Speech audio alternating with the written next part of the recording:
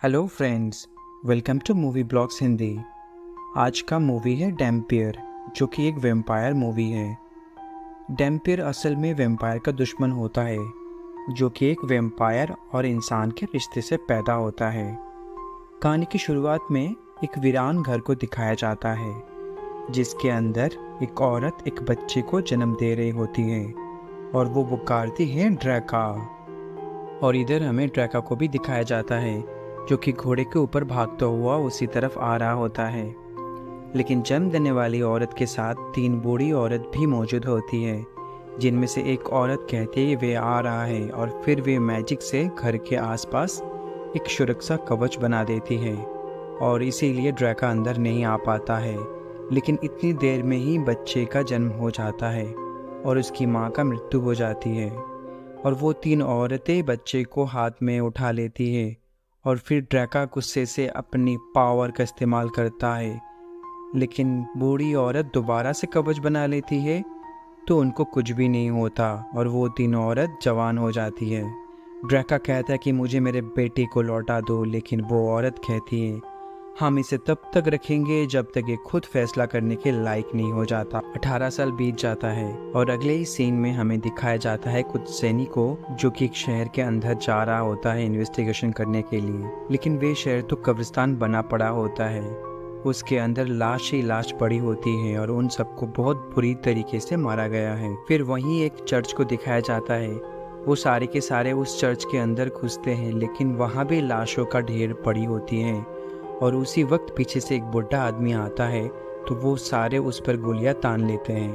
लेकिन बुढ़ा आदमी डरा हुआ होता है, वो बताता है कि यहाँ पर शैतान आया था और सबको गाजर मूलियों की तरह काट दिया और कहता है कि तुम्हें डैम्पियर को बुलाना चाहिए। लेकिन उनमें से एक सैनिक जिसका नाम स्टीफन है वो उसे गोली मार देता है और कहता है कि बुढ़ा कुछ ज्यादा ही बोल रहा था। फिर हमें गाड़ी में सफर करते हुए 2 दोस्तों को दिखाया जाता है। ड्राइवर का नाम होता है यूरी और जो पीछे बैठा होता है उसका नाम है हार्लिन, जो कि हमारे स्टोरी का हीरो है और बहुत बड़ा शराबी भी।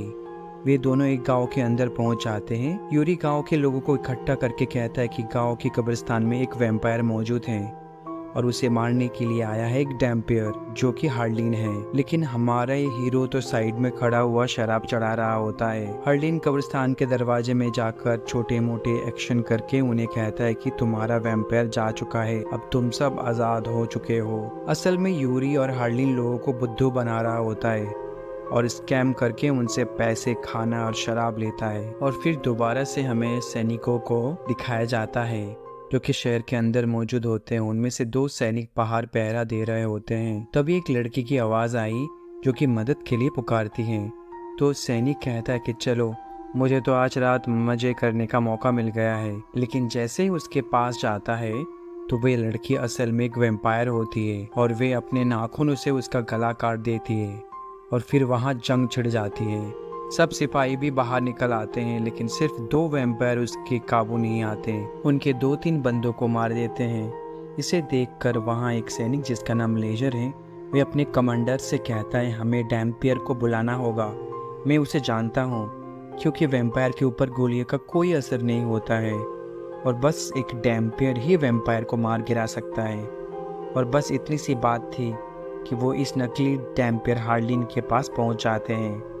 वो वहाँ पर किसी लड़की को दफना रहे होते और अपना स्कैम गेम खेल रहा होता है। सैनिक उन दोनों को गिरफ्तार करके सीधा लेके आते हैं कमांडर कुर्जैक के पास। तो वे हार्लिन से पूछता है वैम्पायर किस तरह मरते हैं। तो हार्लिन कहता है वैम्पायर नाम की कोई चीज़ ही नहीं होती है, हम तो लोगों के साथ स्कैम करते हैं। लेकिन लेजर कहता है कि नहीं, एक शैतान है और ये वैम्पायर को मार सकता है। इसका सबूत यह है कि इसकी उम्र अब तक नहीं बढ़ी है। तो कमांडर कहता है कि चलो ठीक है, आज रात इसकी पुष्टि भी करके देख लेते हैं। और वे आज रात के लिए हार्लिन को बाहर कुर्सी पर पहरेदारी के लिए बिठा देते हैं कि अगर वैम्पायर ने इसे मार दिया तो एक आम इंसान होगा और अगर वैम्पायर को मार दिया तो ये फिर डैम्पियर होगा। और फिर हमारे हीरो बाहर कुर्सी पर बैठा हुआ शराब चढ़ा रहा होता है और उसे बिल्डिंग के अंदर से किसी चीज की आवाज आई। जब वो वहाँ देखने के लिए जाता है तो अंदर होती है एक लड़की और वो लड़की उसे गले मिलने लगती है। और जब वो लड़की उसका खून पीने ही वाली होती है तो वो डर जाती हैं क्योंकि हर्लिन के अंदर तो वाकई डैम्पियर का खून होता है। वो लड़की कहती है कि तुम्हारे खून से डैम्पियर की खुशबू आ रही है। हर्लिन इन सब से डर जाता है और वह डर से वहाँ से भागने लगता है, लेकिन और भी वैम्पायर उसे घेर लेते हैं जो कि उसके ऊपर हमला कर देते हैं। लेकिन अपना हीरो तो सचमुच का डैम्पियर होता है, क्योंकि जब एक वैम्पायर उसे मारने के लिए उस पर हमला करते हैं तो हार्लिन के खून छूने से उसका हाथ जल जाता है और तो वो जलकर मर जाता है। फिर हमें दिखाया जाता है गोरखा को, जो कि उन सभी वैम्पायर का बादशाह होता है और उसने इन सब का दिमाग कंट्रोल किया होता है। वो सब वैम्पायर को कहता है कि तुम इस टाइम उसके साथ नहीं लड़ सकते, तुम सब वापस आ जाओ। और जो लड़की वैम्पायर होती है वो उसे कहता है तुम मेरी नजर बनकर वहां पर रहोगी। अगले ही सीन में सुबह होती है, सोल्जर्स की टीम बाहर निकलते हैं, देखते हैं एक वैम्पायर की लाश पड़ी होती है। तो कुर्जैक डैम्पियर से पूछता है तुम बताओ आखिर तुमने इसे कैसे मारा। तो हार्लिन कहता है सूरज की रोशनी से जलकर मर गया है और कहता है कि उनकी एक साथी भी अंदर मौजूद है जो कि मेरी दोस्त बन चुकी है। तो वो प्लान बनाते हैं, सारे के सारे चर्च के अंदर जाते हैं, लेकिन सारे सोल्जर्स असल में डरी हुई होती हैं। तो वो सब कहते हैं कि हमें यहाँ से वापस जाना चाहिए। स्टीफन नाम का एक सैनिक सबको भड़काता है। ये सब देख हार्लिन भी अपने दोस्त यूरी को कहता है यहाँ पर बहुत ज़्यादा खतरा है, तुम भी फौजियों के साथ चले जाओ।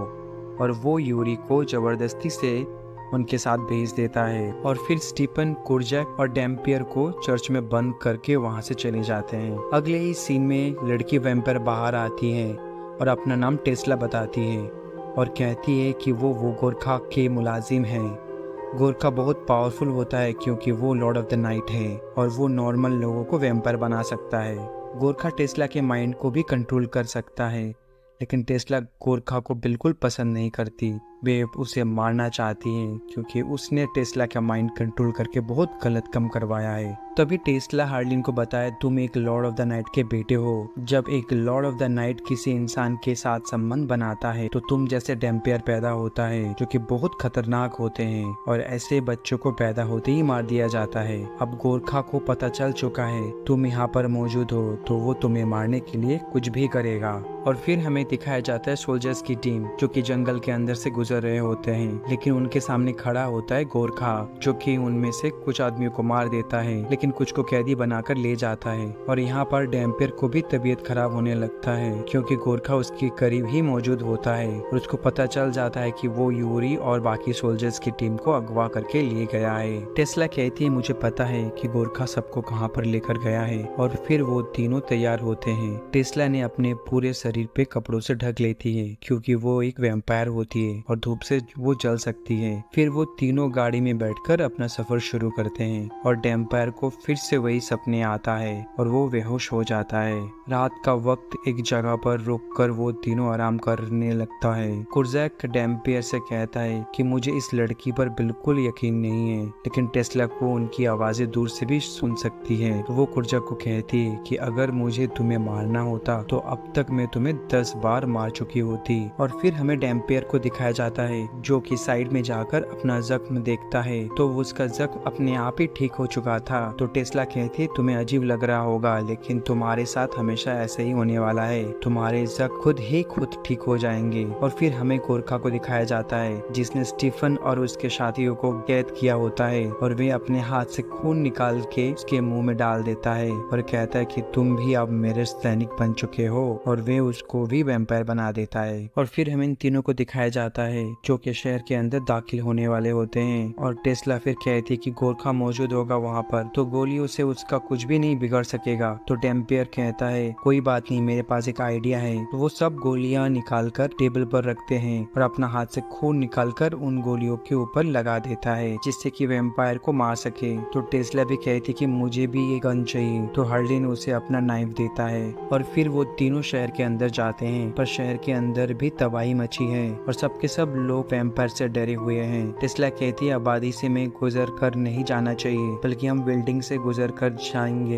लेकिन जैसे ही वे बिल्डिंग के अंदर दाखिल होते हैं कि उनके पीछे कुर्जैक की सोल्जर टीम, जो कि अब वैम्पायर में तब्दील हो चुकी थी, उन पर हमला करने लगता है। कुर्जैक जैसे ही डैम्पियर की खून वाली गोली से वैम्पायर को शूट करता है तो वह जलकर भुन जाता है। एक एक करके सारे के सारे वैम्पायर को वहीं पर खत्म कर देते हैं। लेकिन टेस्ला की आंखें काली हो चुकी थी और वो हार्लिन के ऊपर बंदूक तान रही होती है और कहती है ये सब गोरखा करवा रही है। बट डैम्पियर कहता है कि तुम उसकी गुलाम नहीं हो, तुम उसके कंट्रोल से आजाद हो सकती हो। लेकिन फिर भी टेस्ला ने गोली चला देती है, जिससे हार्लिन घायल हो जाता है। के बाद टेस्ला छत के ऊपर चढ़कर खुदकुशी करने की कोशिश कर रही होती है, लेकिन उस वक्त उसे एक लड़की की आवाज सुनाई देता है जो कि मदद के लिए पुकार रही थी। तो टेस्ला उन दोनों वैम्पायर को मार देती है और वहाँ पर गोरखा भी आ जाता है और कहता है कि तुम मुझसे गद्दारी क्यों कर रही हो। तो टेस्ला कहती है कि मैं तुम्हारी गुलाम बनकर नहीं रहना चाहती, मैं तुम्हारी कठपुतली बिल्कुल भी नहीं बनना चाहती। तो गोरखा उसे वहाँ पर मारता है और उसे भी कैद करके ले जाता है। और फिर हमें दिखाया जाता है हार्लिन और कुर्जैक दोनों अपना सफर शुरू करते हैं और उसी जगह पहुंच जाते हैं जहाँ पर गोरखा मौजूद होता है। फिर वो दोनों अलग अलग होकर उसी बिल्डिंग में इन्वेस्टिगेट करने लगता है,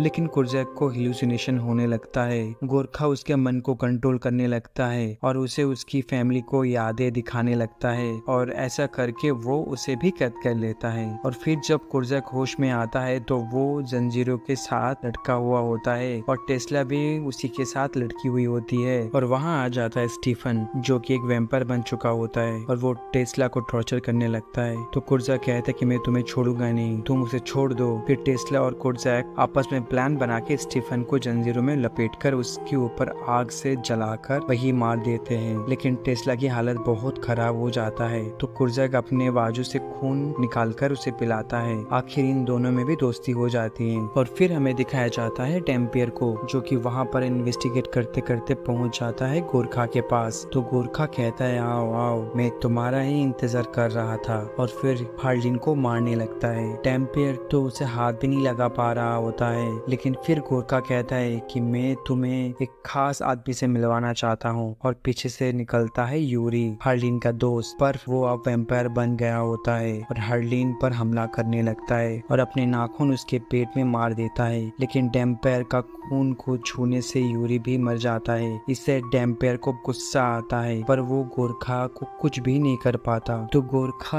हार्लिन को कहता है तुम में से ड्रैका का खून का बू आ रहा है, क्योंकि ड्रैका ही डैम्पियर का पिता है। पर जैसे ही गोरखा डैम्पियर को मारने ही वाला होता है तभी पीछे से आ जाता है दोनों टेस्ला और कुर्जैक और उन्हें भी दीवार के साथ कैद कर देता है गोरखा और कहता है कि तुम भी यहीं पर खड़े होकर देखो तुम्हारा दोस्त कैसे मरता है, तुम इस बात की गवाही बनोगे। डैम्पियर बेहोश हो जाता है और उसे ख्वाब आने लगता है। ख्वाब में उसे वही 3 औरत नजर आई जो कि उसके जन्म के वक्त उसके पास मौजूद थी और वहाँ पर उसका पिता भी है। उसका पिता उसे मोटिवेशन देता है और कहता है कि तुम्हें अपने ऊपर यकीन होना चाहिए, तुम्हारे अंदर मेरा खून मौजूद है और गोरखा जैसे दुश्मन तुम्हारा कुछ नहीं बिगाड़ सकता। और इस वक्त फिर से दोबारा उसका दिल धड़कने लगता है और उसके अंदर पावर भी आ जाता है। फिर हमारा हीरो हार्लिन उठता है और पूरे जुनून के साथ गोरखा से लड़ता है। आखिरकार गोरखा अपनी असली रूप में आ जाता है कि बिल्कुल ही भयानक होती है। फिर उन दोनों में धमाकेदार फाइट होती है और आखिर अपना हीरो डैम्पियर जीत जाता है।